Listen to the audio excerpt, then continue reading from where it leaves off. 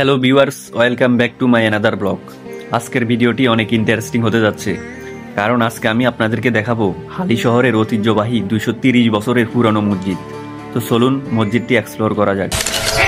হালি শহরের ব্যস্ত জীবনের মাঝেও আছে এক প্রশান্তির ঠিকানা। চৌধুরী পাড়ার বুকে দাঁড়িয়ে আছে একটি শতভাগ আস্থার স্থাপনা। ইতিহাসের পাতা উল্টালেই দেখা যায় সমাজসেবক ও দানবীর আলহাজ আসগর আলী চৌধুরী সাহেব তার স্বপ্ন ও সাধনায় গড়ে তুলেছিলেন এই মসজিদটি।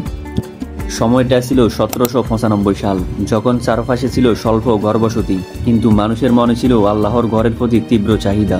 সুরকির দৃষ্টিনন্দন আসগর আলী চৌধুরী জামে মসজিদ 10 শতক জমিতে 30 জন মানুষ ধারণ ক্ষমতা সম্পন্ন 230 বছরের পুরনো মসজিদ। বর্তমানে সংস্কার করে প্রায় 4.5 কোটি টাকা পেয়ে এর পশ্চিমে আরেকটি নতুন মসজিদ তৈরি করা হয়, যার চারপাশে লেকের আদলে তৈরি এবং দূর থেকে মনে হয় যেন পানির উপর ভাসমান স্থাপনা। মোগল স্থাপনাকে অনুকরণ করে তৈরি করা এই মসজিদটিতে রয়েছে 24টি মিনার আর 3টি গম্বুজ। এই মসজিদটির একটি লক্ষণীয় বিশেষত্ব হচ্ছে জানালার অনুপস্থিতি। এছাড়াও প্রবেশদ্বারের আকারও খুব ছোট। প্রাকৃতিক সৌন্দর্যে ঘেরা এই মসজিদের আশেপাশে গাছগাছালিতে ভরা, আছে পুকুর আর শৌচালয় ব্যবস্থা। অপরূপ ঠান্ডা পরিবেশ রয়েছে মসজিদের ভিতরে।